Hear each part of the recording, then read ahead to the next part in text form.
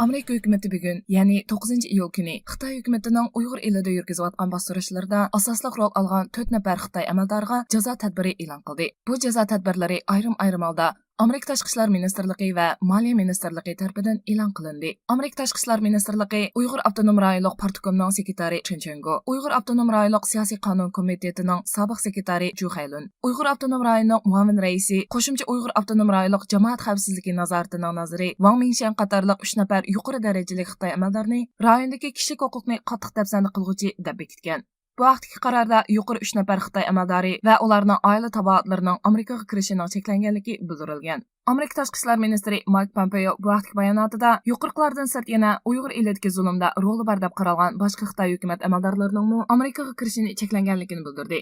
9 iyul kuni yana Amerika Moliya ministrligi Chen Chengo, Ju Hailun, Wang Mingshan va Uyg'ur avtonom rayonluq jamoat xavfsizligi nazoratining partikom sekretari Huo Yujun qatorliq 4 nafar Xitoy amaldorini rayondagi kishilik huquqni dafsanda qilishda roli bor deb bekitdi. Amerika Moliya ministri Steven Mnuchin bu vaqtdagi bayonotida Amerika moliya kuchidan to'liq foydalanib turib, Xinjiang va dunyoning har qaysi joylarida kishilik huquqni dafsanda qilguvchilarni javobgarlikka tortishga va'da berdi degan.